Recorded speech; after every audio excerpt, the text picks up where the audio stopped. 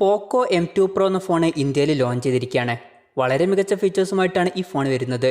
അതും വളരെ കുറഞ്ഞ ഒരു പ്രൈസ് റേഞ്ചിൽ തന്നെ.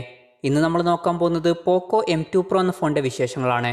അതിനു മുമ്പ് ഇതുപോലുള്ള വീഡിയോസ് ഇനിയും കാണാൻ താല്പര്യമുണ്ടെന്നുണ്ടെങ്കിൽ ഈ ചാനലും സബ്സ്ക്രൈബ് ചെയ്യാവുന്നതാണ്. പിന്നെ അടുത്തുവരുന്ന ഒരു ബെല്ലൈക്കണും കൂടി എനേബിൾ ചെയ്ത് വെച്ചാൽ ഞാൻ വീഡിയോസ് അപ്ലോഡ് ചെയ്യുമ്പോൾ തന്നെ നിങ്ങൾക്കതിൻ്റെ നോട്ടിഫിക്കേഷൻ ലഭിക്കുന്നതായിരിക്കും. പോക്കോ M2 Pro വരുന്നത് 6.6 ഇഞ്ചിൻ്റെ ഫുൾ HD+ ഡിസ്പ്ലേയുമായിട്ടാണ്. IPS LCD പാനലാണ് ഈ ഫോണിൽ ഉപയോഗിച്ചിരിക്കുന്നത്. 20:9 എന്നുള്ള ആസ്പെക്ട് റേഷ്യോയിലാണ് ഈ ഫോൺ വരുന്നത്. പിന്നെ ഈ ഫോണിൽ ഒരു പഞ്ചോൾ ഡിസ്പ്ലേ ആണ് ഉപയോഗിച്ചിരിക്കുന്നത്. ഫോണിൻ്റെ പഞ്ചോൾ വരുന്നത് ടോപ്പ് സെൻറ്റർ ഭാഗത്തായിട്ടാണ്.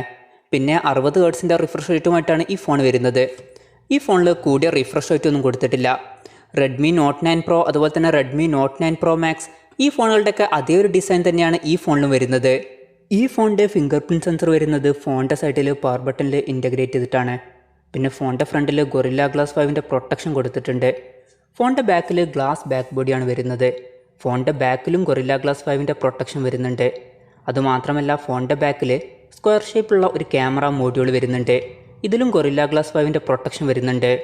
ഈ ഫോണിൻ്റെ ബാക്കിൽ ഒരു 2 ടോൺ കളർ ഡിസൈനാണ് കൊടുത്തിരിക്കുന്നത്.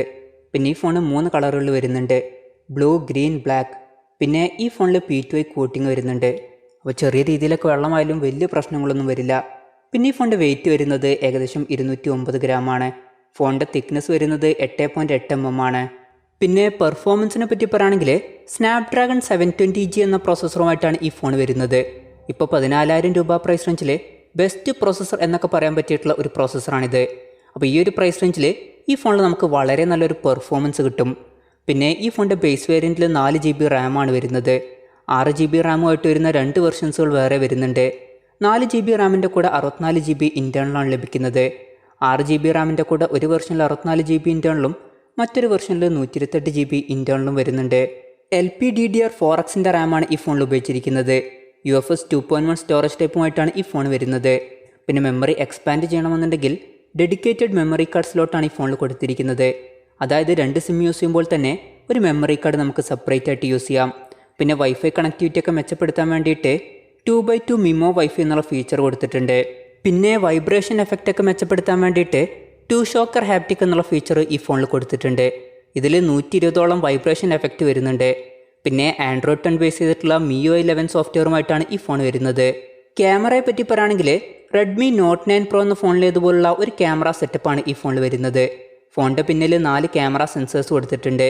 48 മെഗാപിക്സലിൻ്റെ f1.8 അപ്പേഴ്സിൽ വരുന്ന മെയിൻ സെൻസറാണ് വരുന്നത്. പിന്നെ 8 മെഗാപിക്സലിൻ്റെ f2.2 അപ്പേഴ്സിൽ വരുന്ന അൾട്രാ വൈഡ് ആംഗിൾ ലെൻസ് വരുന്നുണ്ട്. മൂന്നാമത് 5 മെഗാപിക്സലിൻ്റെ f2.4 അപ്പേഴ്സിൽ വരുന്ന മാക്രോ ലെൻസ് കൊടുത്തിട്ടുണ്ട്. ഈ ഒരു മാക്രോ ലെൻസ് വെച്ചിട്ടും ഫുൾ HD റെസൊല്യൂഷനിൽ 21:9 എന്നുള്ള ആസ്പെക്ട് റേഷ്യോയിൽ വീഡിയോസ് റെക്കോർഡ് ചെയ്യാൻ പറ്റും. പിന്നെ നാലാമത് 2 മെഗാപിക്സലിൻ്റെ f2.4 അപ്പേഴ്സിൽ വരുന്ന ഒരു ഡെപ്ത് സെൻസർ കൊടുത്തിട്ടുണ്ട്.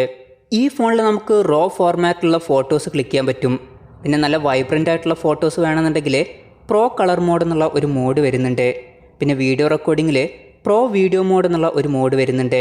സെൽഫി ക്യാമറയുടെ കാര്യം പറയുകയാണെങ്കിൽ 16 മെഗാപിക്സലിൻ്റെ സെൽഫി ക്യാമറയുമായിട്ടാണ് ഈ ഫോൺ വരുന്നത്. സെൽഫി ക്യാമറയിലും ലോ ലൈറ്റ് പെർഫോമൻസ് മെച്ചപ്പെടുത്താനുള്ള നൈറ്റ് മോഡ് എന്നുള്ള ഫീച്ചർ കൊടുത്തിട്ടുണ്ട്. ബാറ്ററിയെ പറ്റി പറയുകയാണെങ്കിൽ 5000 mAhൻ്റെ ബാറ്ററിയുമായിട്ടാണ് ഈ ഫോൺ വരുന്നത്. അപ്പോൾ അത്യാവശ്യം നല്ലൊരു ബാറ്ററി ബാക്കപ്പ് ഈ ഫോണിൽ നമുക്ക് ലഭിക്കും.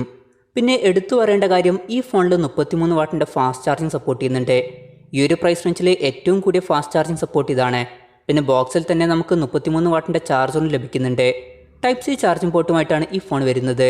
പിന്നെ സാർ വാല്യൂയെ പറ്റി പറയുകയാണെങ്കിൽ ഈ ഫോണിൻ്റെ ഹെഡ് സാർ വാല്യൂ വരുന്നത് 0.914ഉം ബോഡി സാർ വാല്യൂ വരുന്നത് 0.669ഉമാണ്.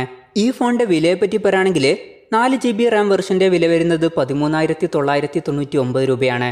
6 GB റാം 64 GB ഇൻറ്റേർണൽ വെർഷൻ്റെ വില വരുന്നത് 14,999 രൂപയും 6 GB റാം 128 GB ഇൻറ്റേർണൽ വെർഷൻ്റെ വില വരുന്നത് 16,999 രൂപയുമാണ്. ജൂലൈ 12 മുതൽ ഫ്ലിപ്കാർട്ട് വഴിയാണ് ഈ ഫോണിൻ്റെ സെയിൽ സ്റ്റാർട്ട് ചെയ്യുന്നത്. അപ്പോൾ ഓവറോൾ പറയുകയാണെന്നുണ്ടെങ്കിൽ വളരെ മികച്ച ഫീച്ചേഴ്സുമായിട്ടാണ് ഈ ഫോൺ വരുന്നത്. അതും വളരെ കുറഞ്ഞ ഒരു പ്രൈസ് റേഞ്ചിൽ തന്നെ. ഇപ്പം 14,000 രൂപ പ്രൈസ് റേഞ്ചിൽ ബെസ്റ്റ് ഫോൺ എന്നൊക്കെ പറയാൻ പറ്റിയിട്ടുള്ള ഒരു ഫോണാണ് പോക്കോ M2 Pro.